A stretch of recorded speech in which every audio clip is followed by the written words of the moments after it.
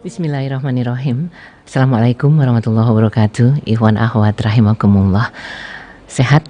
Alhamdulillah, insya Allah ya, dengan kesehatan yang optimal, yang prima, banyak hal dapat kita lakukan untuk menjadi hamba Allah yang bermanfaat dari waktu ke waktu. Tidak lupa salam salawat kita lantunkan kepada kekasih kita Muhammad Rasulullah Sallallahu Alaihi Wasallam beserta keluarga dan kerabatnya. Tidak terasa sudah hari ke-26 di November, tinggal beberapa hari lagi kita sudah ganti bulan, dan mudah-mudahan apa yang kita laksanakan di penghujung bulan November ini juga akan banyak memberikan manfaat untuk orang-orang yang berada bersama kita, apalagi di masa seperti sekarang ini. Untuk ruang kesehatan, hari ini hadirkan sosok yang sudah cukup lama kita rindukan, Dr. Adre Maiza. Assalamualaikum warahmatullahi wabarakatuh, Dok. Waalaikumsalam, pemirsa Rasil semua. Sehat ya, Dok ya, alhamdulillah. Dan belakangan ini dengan kondisi yang seperti sekarang ini, stres muncul itu pasti. Sementara stres itu juga memunculkan lagi hal-hal lain. Belakangan juga tingkat gangguan stroke cukup banyak ya. Kalau ini jadi bahasan kayaknya keren banget, Dok. Oke, jadi Ikhwan Ahwat, bagaimana kita bisa bertahan, bahkan mungkin bisa survive dari gangguan stres dan stroke di masa pandemi, akan kita simak bersama Dr. Adre Maiza, spesialis saraf yang akan bersama kita sampai penghujung acara ini. Silahkan, Dok. Ya, baik. Para pemirsa Radio Rasil semua dan pembawa acara hari ini, Ibu Nuning.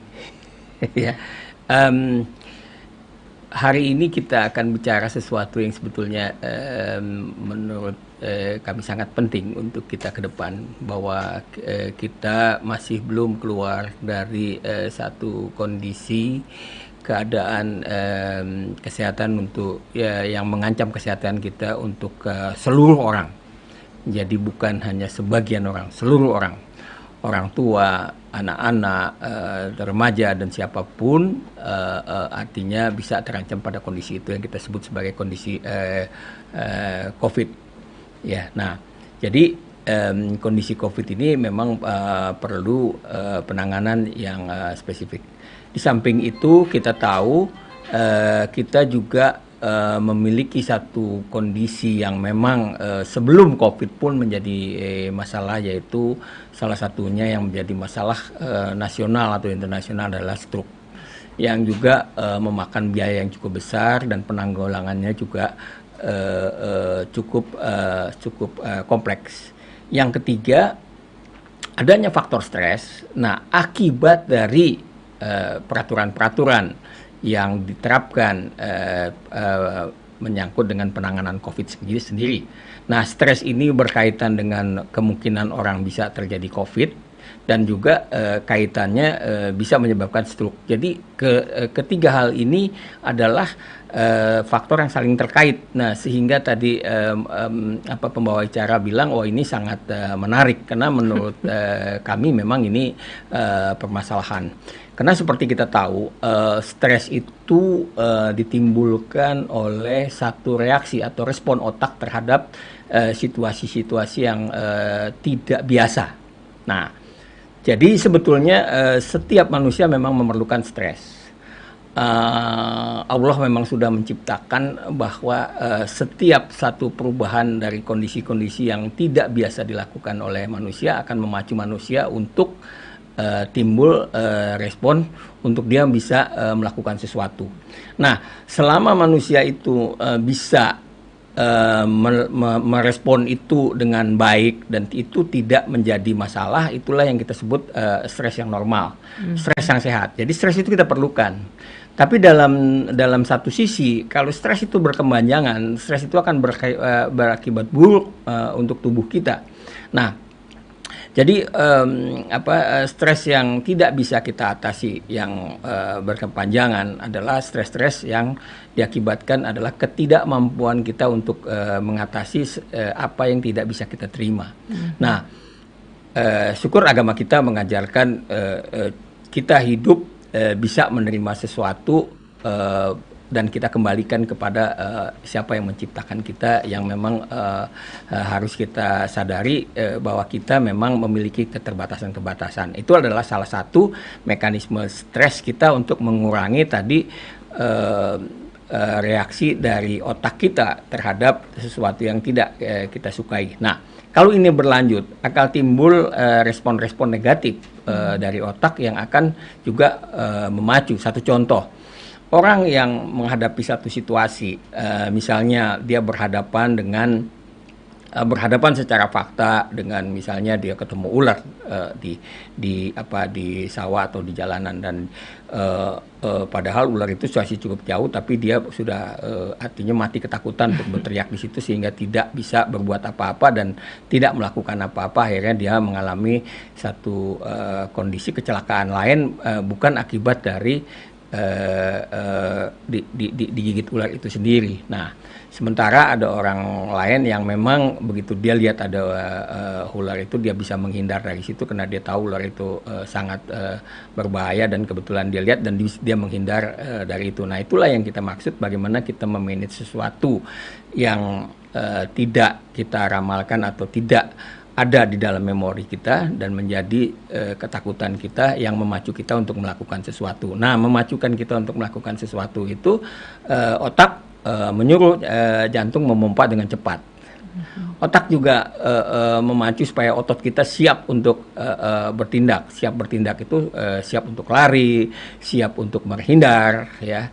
Nah, kemudian otak juga menyiapkan pernapasan kita untuk membantu kecepatan jantung tadi memompa darah supaya oksigen itu cukup, sehingga otak juga akan menerima oksigen atau darah yang cukup. Nah, sehingga setelah stres itu teratasi, ini tidak akan menimbulkan apa-apa. Nah, kalau itu tidak terjadi dan akan berlanjut terus, pada akhirnya otak akan mengeluarkan zat yang pada akhirnya akan menurunkan daya tahan tubuh. Nah, penurunan daya tahan tubuh berkaitan dengan kondisi COVID sekarang ini rentan terhadap terjadinya COVID itu sendiri. Nah, karena salah satu mekanisme kita terlindung dari COVID bukan hanya 3M, tapi adalah ketahanan tubuh kita. Nah, itu satu. Yang kedua, jadi itu stres akibat dari tubuh kita tidak bisa menerima apa yang tidak biasa kita lakukan. Nah, kita tahu sendiri kondisi COVID sendiri berdampak secara sosial dan ekonomi, ya. Kita dibatasi untuk bisa berhubungan dengan keluarga dekat, apalagi kita bisa bersilaturahmi. Nah, dan ini akan membawa masalah-masalah lain yang pada akhirnya juga berakibat pada stresor atau faktor-faktor yang menyebabkan stres. Nah, kemudian kehilangan pekerjaan. Kehilangan pekerjaan akan menimbulkan stres. Nah, tadi bisa dibayangkan, sudahlah dia punya faktor stres dari luar, ada kemungkinan dia kena COVID, sudah dia akan ada kemungkinan kena COVID, dia punya faktor risiko, misalnya dia punya tekanan darah tinggi yang selama ini tidak terkontrol, dia punya obesitas, dia punya diabetes. Nah, ini akan berkomplikasi juga terjadinya stroke, ditambah dengan kemungkinan rentan tertular dengan COVID. Nah, kondisi-kondisi ini adalah masalah. Nah, kemudian ada masalah spesifik juga yang sekarang dialami oleh banyak rumah sakit dan banyak dokter, bahwa pasien-pasien stroke umumnya yang sudah mengalami stroke, yang memang punya faktor risiko diabetes, hipertensi dengan usia yang tua, jadi takut datang ke rumah sakit. Sehingga pelayanan pada penderita stroke ini juga memang agak terkendala. Satu, pasiennya takut. Dua, rumah sakitnya juga tidak mau disalahkan kalau dia tertular di rumah sakit. Nah, sehingga perlu penanganan khusus. Nah, masalah stres sendiri ini kita masih rancu. Kalau orang ini pada dasarnya setiap manusia, setiap orang sebetulnya mampu untuk mengatasi stresnya. dan dia bisa berkonsultasi ya pada tahapan yang memang tidak menyebabkan gangguan perilaku, dia bisa berkonsultasi dengan para psikolog atau dia bisa curhat dengan Pak Ustadz untuk menyelesaikan masalah-masalahnya. Nah, pada kondisi-kondisi tertentu di mana sudah terjadi depresi apa segala macam, memang dia harus konsultasi ke para psikiater. Nah, kita tahu saluran itu juga di rumah sakit sekarang juga menjadi masalah karena kondisi itu tidak menjadi prioritas kita gitu. Sementara kita berharap bahwa salah satu penanggulangan kita terhadap COVID ini salah satunya adalah meningkatkan daya tahan tubuh setiap orang sendiri yang kita sebut sebagai herd immunity. Nah, tidak mungkin herd immunity ini akan tampil karena kita tahu gangguan gizi di Indonesia itu masih sekitar 17,9%, terutama pada anak-anak gitu. Ditambah orang-orang yang bekerja, kita tahu orang-orang bekerja yang apalagi masih sekitar 58%, kurang lebih lah, saya tidak punya data yang konkret. Pekerja kita adalah pekerja kasar yang makannya ya tahu gejrot siang, super mie ya, ketoprak, yang nilai gizinya juga masih kita pertanyakan gitu, dan tidak terhitung dengan nilai gizi yang seperti itu. Nah, dengan daya tahan tubuh yang dengan stres yang dia dapatkan, kemudian faktor nutrisi yang rendah tadi, ya kemungkinan untuk terkena COVID juga akan lebih besar, ditambah dengan adanya faktor risiko tadi, hipertensi segala macam itu, dengan diabetes yang didapat dari faktor turunan juga menjadi faktor-faktor yang berpengaruh terjadinya kedua hal tadi lebih mudah gitu. Dok, dengan kondisi yang seperti sekarang ini, kalau seseorang mengalami gangguan stroke atau sakit yang lain, bukan hal mudah untuk berurusan dengan rumah sakit. Nah, terus ada solusi nggak kira-kira? Nah, artinya kita bersyukur bahwa hari ini Radio Rasil mengadakan pertemuan ini. Kita memang sudah menyiapkan satu model online, di mana pasien ini kalau memang dia sudah terdaftar di rumah sakit. Nah, ini mungkin juga satu terobosan buat BPJS, tapi BPJS ini kan berbicara mengenai administrasi bayar-membayar, bukan masalah meningkatkan layanan atau memberikan pelayanan terbaik ya. Kalau kita bicara mengenai memberikan pelayanan terbaik, artinya kita memang harus melayani orang-orang yang sakit itu seoptimal mungkin dengan cara yang ya bisa kita lakukan dengan baik. Artinya data-data yang orang yang memang sudah terdaftar di satu rumah sakit, apakah rumah sakit pemerintah, apakah rumah sakit swasta yang kita sebut sebagai penyakit-penyakit katastrofik. Ini datanya ada di tiap rumah sakit, dan toh track recordnya sudah ada, hasil labnya sudah ada, kemudian tekanan darahnya sudah ada. Nah, kita tinggal mengirimkan saja data terakhir kondisi dia di rumah, termasuk kondisi paru-parunya. Jadi PO2-nya yang memang bisa kita ukur dengan alat-alat yang memang sudah kita rancang untuk kita bisa mengukur, sehingga di samping kita mengukur kondisi struknya yang mungkin kita bisa buatkan, bisa dan sudah sedang kita persiapkan untuk adanya virtual cara virtual untuk kita melakukan pemeriksaan konfirmasi pada pasien. Itu bisa kita dapatkan datanya dan tidak perlu dia datang ke rumah. Nah, pelayanannya adalah terbalik, artinya kalau dia tidak mungkin, karena masalahnya akan timbul kalau orang ini datang ke rumah sakit dan dia terkena COVID, biayanya juga akan lebih besar. Nah, kalau dihitung dengan adanya orang yang ngirim obat atau memberikan pelayanan di luar klinik untuk bisa mengantarkan ke pasien ini, kan ya hitung-hitungan biayanya jadi pas gitu. Artinya ini akan cost-nya lebih murah daripada dia datang ke rumah sakit, kemungkinan risikonya kena tidak ada yang jamin, dan kalau kena juga biayanya besar dan ini akan mengancam jiwanya. Ya lebih baik kita mengantar bola ke pasien-pasien ini untuk memberikan jaminan bahwa dia terlayani dengan baik. Karena pada dasarnya orang-orang yang sakit ini mempunyai hak untuk dilayani oleh oleh pemerintah, khususnya dalam hal ini ya Departemen Kesehatan. Nah, kami sebetulnya dokter-dokter di rumah sakit, kalau memang memiliki kewajiban itu, artinya bisa ini dibikin satu pelayanan yang memang kita memberikan pelayanan khusus pada penderita stroke yang mempunyai risiko penyakit-penyakit katastrofik. Untuk mengurangi kerentanan dia datang di rumah sakit, bisa diberikan pelayanan-pelayanan yang seperti itu.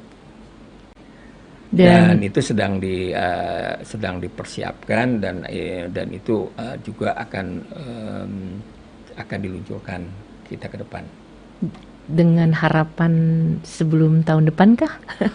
Mudah-mudahan di sebelum tahun depan kita akan launching program itu, dan di tahun depan kita akan mulai melakukan itu. Nah, cuman memang justru ada hambatan di administrasi rumah sakit. Ya, sebenarnya kalau kita dalami bahwa penurunan kunjungan pasien ke rumah sakit itu hampir 50-60%. Kalau rumah sakit berbicara mengenai keuntungan ya, bagaimana kerugian rumah sakit dengan kekurangan kunjungan 60%. Tapi di sini dengan dia bisa membuat program itu yang 60% itu dengan biaya yang lebih murah, mungkin 30% kehilangan pendapatan itu bisa kita cover melalui program-program ini, yang juga bisa kita berikan lebih murah buat mereka gitu, dengan cost yang lebih murah gitu.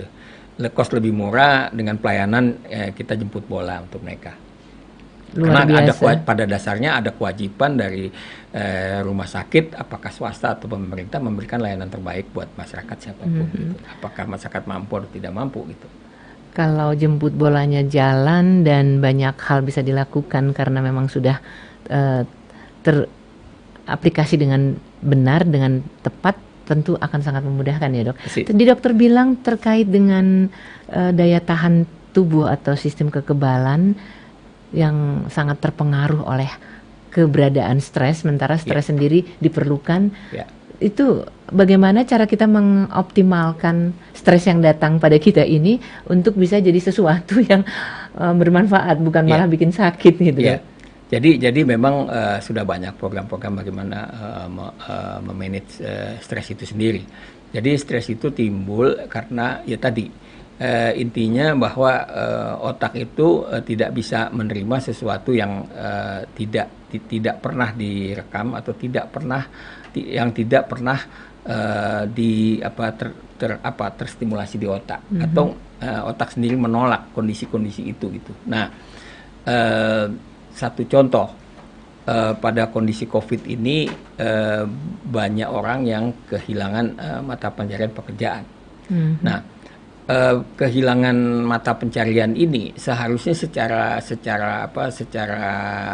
manajerial ya, ini satu kondisi yang dialami oleh banyak orang, bukan hanya kita saja. Nah, bagaimana cara kita artinya bisa menerima kondisi ini secara keseluruhan, kemudian kita mencari jalan keluar untuk bisa mengatasi pendapatan keluarga yang hilang itu, untuk kita bisa mengurangi stres kita. Jadi pada intinya adalah kita mencari inti dari problem yang kita hadapi.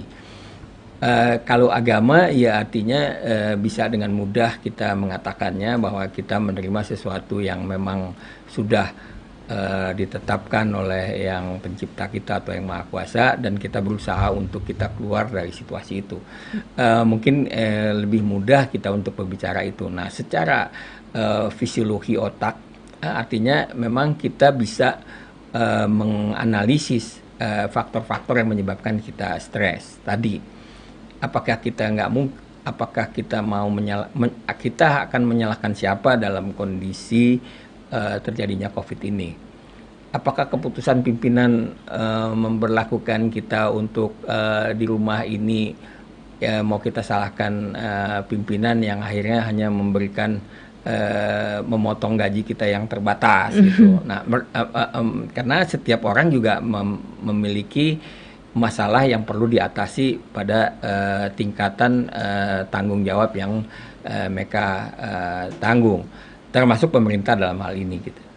Bahwa keputusan kontroversi kita harus lockdown atau kita harus melakukan pembatasan yang terkontrol, itu adalah keputusan-keputusan yang sebetulnya di dalam tingkatan-tingkatan setiap orang yang berbeda gitu. Iya. Ya. Jadi Dok, kalau imunitas itu memang harus tetap kita pertahankan meskipun yang lain sudah kita jalankan untuk bisa berada pada posisi yang optimal. Tadi di samping olahraga yang seperti kita tahu, kemudian istirahat cukup, makanan yang sehat, dan stres yang dikelola tadi agar tidak jadi pemicu munculnya hal-hal yang sangat tidak kita inginkan. Jadi Ikhwan Akhwat, kalau ada yang mau ditanyakan silahkan telepon ke 845 1512. Sementara untuk internet tadi agak sedikit ada gangguan ya, tidak nyambung, tapi mudah-mudahan segera bisa kita atasi. Kita jeda sejenak, nanti kami kembali ke ruang.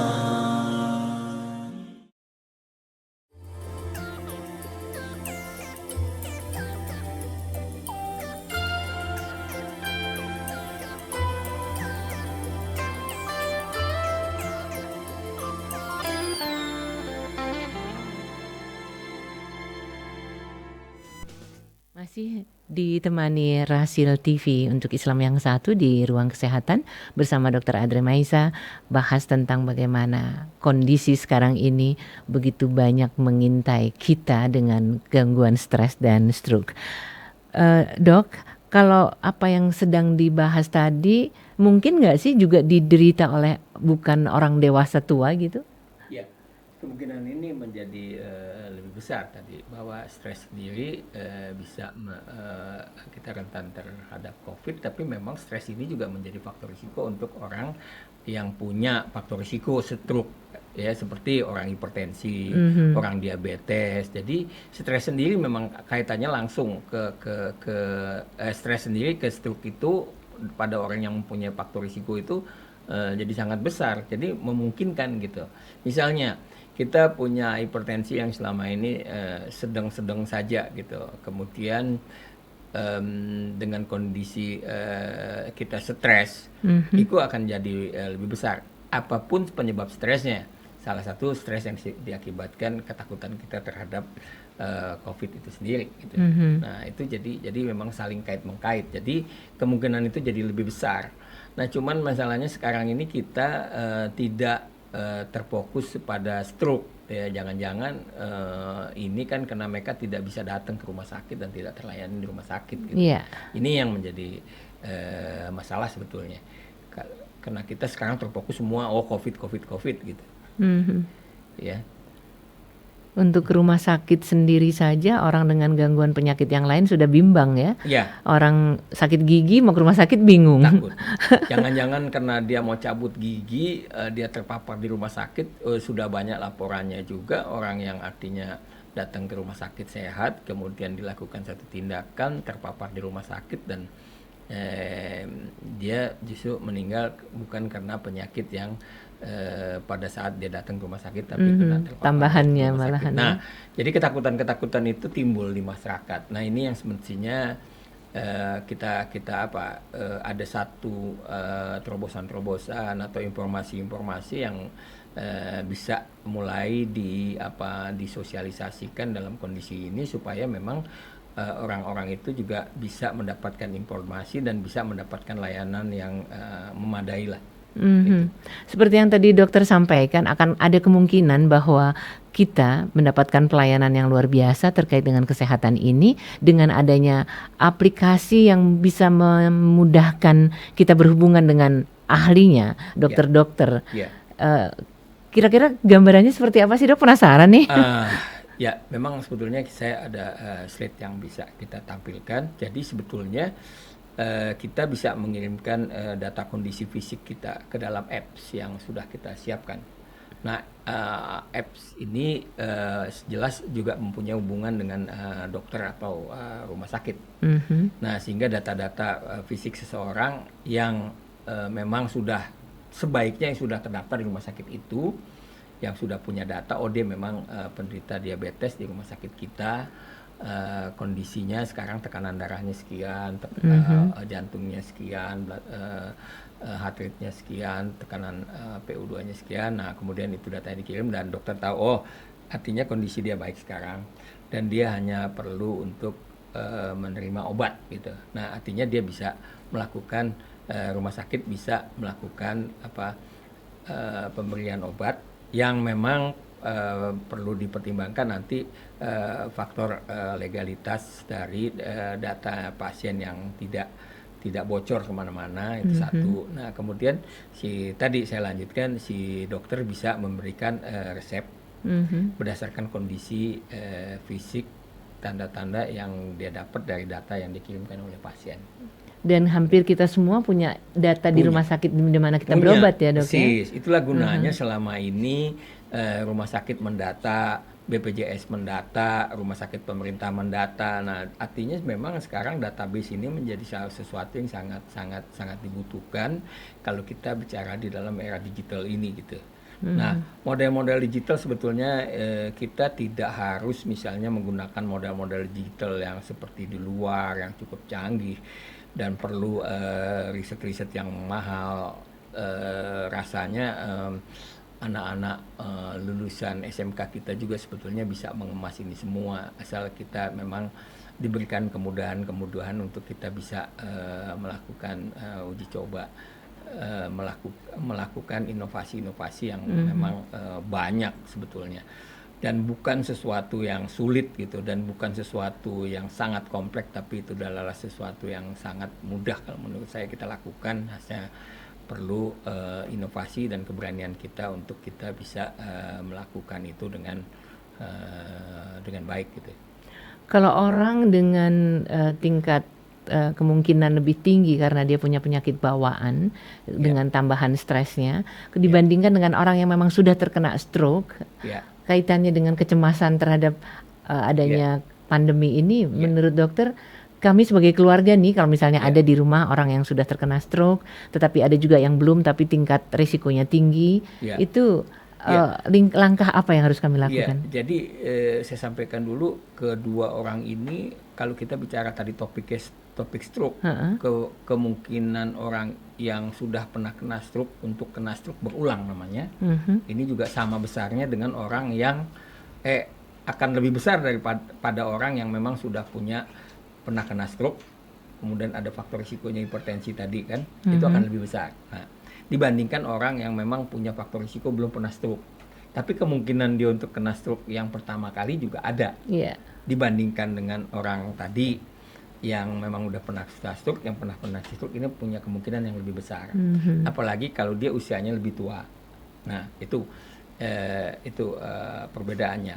Nah, terus sekarang kita mau bagaimana? Nah, memang ini jadi problem. Kontrol, apalagi kita bicara yang tua nih.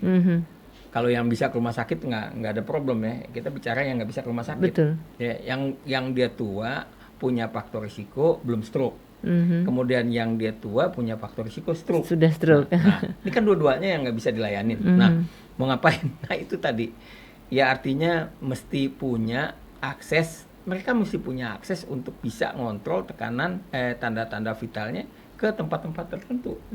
Kalau puskesmas udah kepenuhan overload, ya mestinya namanya di pos bindu, di pos pelayanan usia lanjut, prolanis namanya, ya di situ dicek tensinya lebih rutin gitu. Nah, kemudian juga menyangkut dengan screening faktor risikonya yang terjadwal. Karena kan modelnya mereka nggak boleh berkerumun banyak. Jadi terschedule gitu. Nah, memang ini jadi perlu usaha dari tenaga-tenaga di lapangan, ya terutama di puskesmas yang lebih besar. Dan kalau ini memang dirasakan memang menjadi tanggung jawab kita sebagai tenaga kesehatan, ada atau nggak ada biaya, seharusnya itu berjalan. Seharusnya kalau kita bicara tanggung jawab, karena itu adalah tanggung jawab kita. Tapi kalau kita memang menyatakan bahwa kita punya keterbatasan tenaga dan kita perlu tambahan biaya, kita perlu tambah tenaga, saya pikir ini adalah kewajiban pemerintah. Wow. Iya. Jadi ada kewajiban dokter, kewajiban masyarakat sendiri, kewajiban pemerintah. di dalam undang-undang pemerintah memang wajib memberikan pelayanan kesehatan untuk masyarakat secara optimal.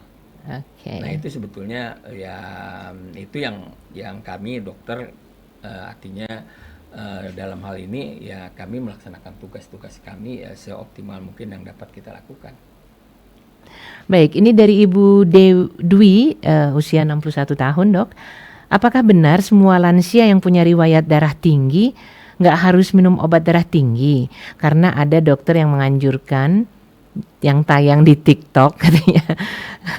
Saya tidak punya darah tinggi sih, Dok, tapi saya Ya, ingin tahu tentang hal ini. Iya. ya, ya. Memang pada prinsipnya pada stroke itu sebenarnya apakah dia darah tinggi atau darah rendah. Jadi juga jangan salah bahwa hanya penderita hipertensi saja yang Yang bisa bisa terjadi terkena stroke. stroke. Orang yang kekurangan darah juga, yang kekurangan pasokan darah ke otak, itu juga Mhm. terjadi stroke. Pada dasarnya stroke itu adalah kekurangan pasokan darah ke otak. Mhm. Akibat satu, kalau kita bikin simple itu kita sebut sebagai 3P. 3P itu pembuluh darahnya sempit. Mhm. Ya, jadi kalau selangnya udah sempit, Banyak darah yang kotorannya. lewat sempit, udah banyak karatan, Mhm. darah yang lewat di situ kan makin sedikit, Iya. sehingga otak dapat darahnya sedikit. Itu satu. Jadi pembuluh darahnya udah karatan. Yang kedua, si penumpangnya sendiri, si darahnya, Hmm. darahnya terlalu kental. Ya, bisa bayangkan ya kalau satu pompa memompa air air kotoran lah, air got ya, Mhm. yang kental dengan air got yang bening yang bagus, itu kan mesinnya bunyinya kan lain. Beda. Jadi perlu tenaga yang lebih besar. Nah, bisa bayangkan jantung memompa darah yang darahnya sendiri itu cenderung mengental. Mhm. Nah, darah yang mengental itu yang menyumbat. Nah, banyak faktor yang menyebabkan darah itu menyumbat. Salah satu adalah gula darah yang tinggi, ya, kolesterol, kemudian kekentalan darah itu sendiri, ya. Mhm. Jadi eh, hal yang kedua tadi adalah darah yang cenderung tidak bisa melewati saringan-saringan yang tipis Mhm. untuk masuk ke otak. Yang ketiga pompa. Pompa itu ya jantung. Hmm. Nah, jantung pada orang-orang yang udah usianya tua, di mana otot-otot jantungnya mompanya udah nggak kenceng lagi, terus darahnya tadi cenderung kental, kemudian ditambah karatan. Nah, bisa bayangin bagaimana darah itu bisa jalan bagus di situ, karena dia cenderung akan menggumpal di pembuluh darahnya sendiri, nggak Mhm. sampai ke otak. Nah, jadi tadi saya mau kasih statement menyangkut dengan ada dokter yang bilang tekanan darah tidak harus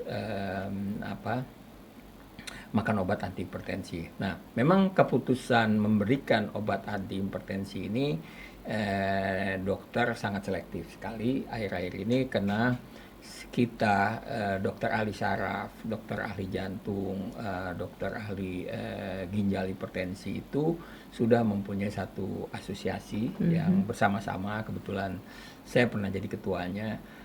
Memang sekali kita memberikan obat anti hipertensi, pengertiannya seumur hidup kita harus makan obat itu. Nah, Hmm. dengan catatan kalau tekanan darahnya di bawah tekanan darah yang normal, Normal. ya obat itu di stop. Karena dokter yang memberikan obat itu anti hipertensi yang kita latih pada dokter umum, ya kita ini sasarannya adalah dokter umum. Mhm. Kalau dokter-dokter spesialis kesepakatannya sudah jelas di batas berapa. Nah, kalau di batas dokter umum ya di bawah batas normal tekanan darah, di bawah 120/80. Kalau kita ada di hipertensi di bawah itu, ya lebih baik kita stop. Stop. Jadi Oke. pemberian stop itu artinya dengan batas yang normal. Tapi batas waktu pertama kali dia dikasih obat oleh dokter itu belum tercapai, obat itu harus diterusin, nggak Mhm. boleh diberhentiin. Iya. Ya. Mudah-mudahan menjawab pertanyaan Ibu tadi. Ini Dok, ada pertanyaan dari hamba Allah. Tetangga saya usianya masih 23 tahun tapi dia mengalami stroke. Kita semua bingung, anak muda kok kena stroke. Yang kami tahu dari keluarganya, dia memang kalau makan sembarangan, dalam artian bisa jadi karena kolesterolnya tinggi. Mohon penjelasan Dok agar kami semua berhati-hati. Oh Ya, iya. ya. Ya, memang penanggulangan stroke sekarang kita sudah sebetulnya penanggulangan stroke ini bukan di rumah sakit. Penanggulangan stroke itu WHO pun sudah merekomendasikan stroke itu adalah masalah kesehatan masyarakat, di masyarakat. Nah, pola hidup sehat itu menjadi penting. Nah, kenapa sekarang anak ini umur 20 tahun tapi kena stroke? Nah, tadi seperti kita tahu stroke itu salah satu faktornya adalah penumpangnya adalah darahnya. Darah. Nah, mungkin si anak ini punya faktor-faktor turunan, ada gangguan darah. Darahnya yang cenderung mengental dibandingkan orang lain gitu. Jadi kecenderungan mengental ini yang biasanya dokter tidak terlalu memperhatikan. Ada keluarganya yang mungkin pernah stroke dulu. Nah, ditambah tadi faktor makanan yang memang artinya berpengaruh terhadap kekentalan darah itu sendiri. Di samping ya artinya kalau keluarga kita sudah kita lihat memang ada kecenderungan seperti itu, memang seharusnya kita bisa lebih kontrol untuk faktor-faktor yang berkaitan dengan misalnya pada hipertensi ya, kontrol hipertensinya.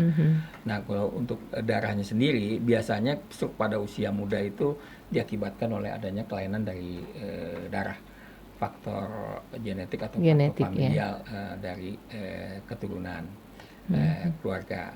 Biasanya jarang yang dari makanan, kecuali memang ada makanan-makanan khusus yang memang dia konsumsi terus-menerus yang berkaitan dengan terjadinya pengentalan pada darah atau terjadinya penyumbatan atau pecahnya pembuluh darah.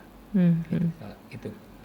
Jadi kalau remaja saja bisa kena, berarti hati-hati terhadap tercetusnya stroke itu semua ya Dok ya. Jadi stroke itu di mana saja, kapan saja bisa kena. Nah, tinggal kita ya satu kita berdoa, yang kedua kita jaga kesehatan kita.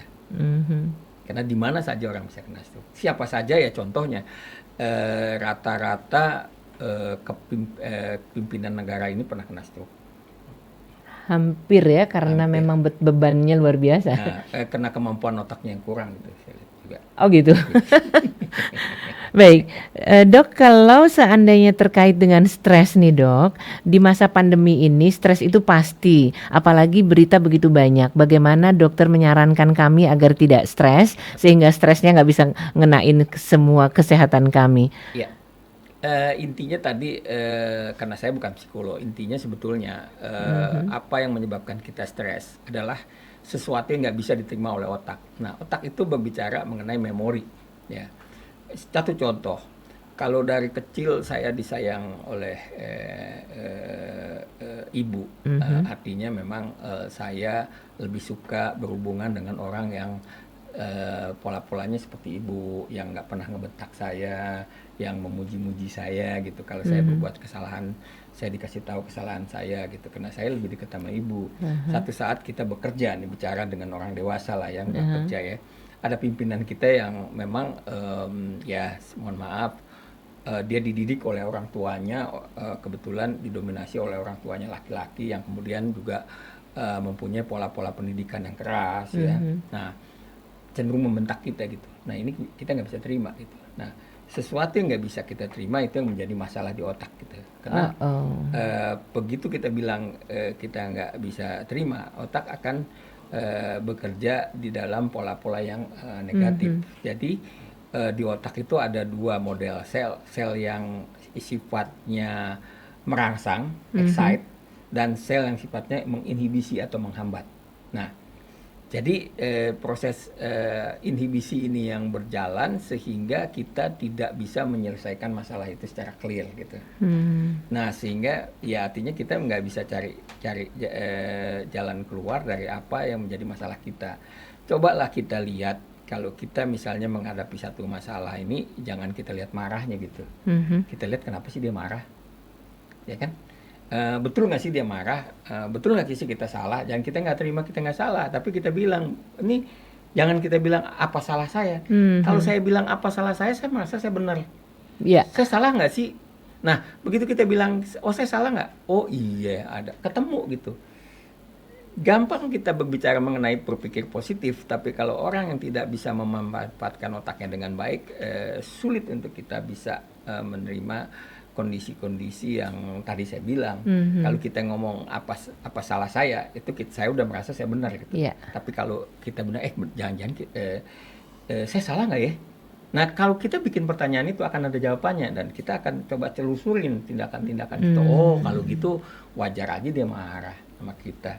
Nah, ada pemahaman baru jadinya. Pada waktu itulah terbuka satu model otak di sirkuit ya, di mana otak kita udah mulai rileks, di mana di situ mulai bekerja alfa, gelombang alfa. Nah, gelombang alfa ini yang akan mengatur kita untuk kita bisa berkonsentrasi dengan full, kita bisa berpikir berdasarkan kognitif yang lebih tinggi lagi gitu. Dan ya kita tenang aja tidur gitu kan, bangun ya bangun, nggak ada masalah gitu. Tapi secara agama memang kita lebih mudah untuk menyatakan sesuatu yang kita nggak bisa terima, ya kita serahkan kepada yang lebih atas dan kita tetap berusaha. Kenapa? Ada orang yang beragama tuh setiap hari optimis, nggak ada masalah gitu, ya kan? Positif, optimis itu tetap harus dipertahankan. Jauh ke depan. Karena ya mohon maaf, karena kita beragama Islam, orang Islam itu bicaranya kan bukan dunia, visinya kan akhirat. Iya. Jadi visioner banget kita ke depan. Oh kalau hari ini nggak dapat apa yang saya mau, ya mungkin nggak sekarang. Tapi kita terus berusaha untuk mendapatkan apa yang mau kita lakukan. Jadi bukannya kita putus asa, kita mundur, kita stres. Ya kalau menurut orang Islam, menurut bahasanya anak sekarang, cemen lah kalau kayak gitu. Tapi memang ya Ikhwan Akhwat, dengan kondisi seperti sekarang, berita yang simpang siur dengan informasi yang juga simpang siur, kita harus memilih seperti yang Dr. Adri bilang, dengan pikiran positif dan juga prasangka-prasangka yang positif. Meskipun terus terang kita kembali lagi mentok pada kalau kita sendiri nggak selesai dengan diri kita, biasanya akan terjadi hal-hal semacam itu. Oke Dok, bagaimana kalau dirangkum bahasan terkait dengan bagaimana stres, stroke di masa pandemi ini? Nah, saya sedikit juga statementnya moderator nih, bahwa informasi-informasi yang tidak yang banyak, yang simpang siur, yang memang harus kita harus pilih. Nah, itu salah satu faktor stres yang akhir-akhir ini memang menjadi menjadi masalah kita. Bahwa di dalam masalah global ini kan informasi begitu banyak. Dan kita sebetulnya kalau kita tidak punya kemampuan untuk menganalisis itu dengan baik, ini akan menjadi faktor stres yang sangat besar gitu, ke depan. Nah, jadi kita lihat karena akhir ini kita bicara tentang era digital, di mana informasi itu masuk dalam jumlah yang banyak dalam waktu yang sangat singkat. Kemampuan kita untuk menganalisis informasi itu menjadi satu model kita untuk kita bisa mengurangi stres kita terhadap model-model gadget, model-model media sosial yang itu. Nah, yang paling penting adalah kita jangan pernah kita percaya dengan sesuatu informasi yang tidak pernah kita tahu persis. Lebih baik kita bilang benar apa enggak gitu. Jadi itu nggak masuk di dalam kepala kita. Nah, dan itu juga akan merangsang otak kita bekerja, tidak akan menimbulkan stres. Nah, nanti berjalan dengan waktu, saya topik melihat ini karena ini yang jadi penting sekarang. Nah, berjalan dengan waktu kita akan mendapatkan informasi yang lebih lengkap tentang sesuatu yang tidak kita ketahui. Nah, itu yang menyebabkan otak kita terus berjalan di dalam kondisi sekarang, supaya yang tadi yang kita bicara, berpikir positif segala macam itu agak sulit sekarang karena informasi datangnya lebih cepat. Banyak yang negatifnya. Nah, supaya otak kita bisa bekerja, kita jangan ngambil keputusan terhadap informasi yang belum kita dapat lengkap. Nah, itu satu. Nah, kemudian berkaitan dengan tadi terjadinya stroke dan terjadinya COVID. Nah, artinya kita kembali model-model penanganan stres atau kita sebut stress management bukan sesuatu hal yang baru. Itu sudah banyak dilakukan di seluruh dunia. Tapi pada kenyataannya COVID ini naik terus. Ini menunjukkan model-model manajemen stres selama ini juga gagal atau tidak optimal untuk mengatasi itu. Nah, agama udah mengajarkan itu. Agama apapun sudah mengajarkan bagaimana kita mengatasi stres dengan baik gitu. Nah, artinya saya tetap kembali mengatasi stres ini melalui koridor agama. Nah, yang ketiga kaitan dengan faktor risiko stroke tadi dan orang-orang tertentu yang tidak ini. Nah, ini mungkin kami sudah mengembangkan satu model penanganan stres maupun gangguan tidur, karena gangguan tidur dan stres ini merupakan masalah yang cukup besar akhir-akhir ini. Orang stres nggak bisa tidur, orang nggak bisa tidur juga stres. Nah, termasuk sebab-sebab lain. Nah, kita sudah mengembangkan satu model online bahwa kita akan memodulasi gelombang otaknya tanpa obat. Wow. Jadi kita tidak memberikan terapi obat karena kita tahu obat itu tidak mengatasi masalah, malahan menimbulkan adiksi. Nah, ini mungkin membantu kita untuk mengurangi tadi stres yang menyebabkan penurunan rentannya terhadap COVID, stres yang menyebabkan stroke. Nah, sambil kita mengembangkan layanan-layanan bagaimana penderita stroke ini bisa terlayani secara optimal. Nah, ini yang juga mungkin pada session lain nanti kita tampilkan model-model aplikasi yang kita kembangkan. Insya Allah, terima kasih sekali informasinya Dok, dan mudah-mudahan aplikasi yang memang sedang direncanakan akan segera bisa terwujud, memudahkan kita semuanya. Seperti yang kita tahu, seperti yang tadi dokter sampaikan, bahwa kita harus punya kemampuan untuk damai dengan diri sendiri. Bagaimana berada di ranah gelombang alfa itu penting banget. Nah, mudah-mudahan nanti dengan adanya aplikasi itu, dengan adanya situasi jemput bola ya Dok ya, kita akan semakin terbantu insya Allah. Terima kasih sekali Dr. Adri, mudah-mudahan semuanya bisa terwujud, dan terima kasih juga untuk teman-teman ikhwan akhwat dimanapun radio Silaturahim bisa disimak. Mudah-mudahan kita semakin mampu menjaga kesehatan kita, terutama di saat-saat seperti sekarang ini. Billahi taufiq wal hidayah. Wassalamualaikum warahmatullahi wabarakatuh.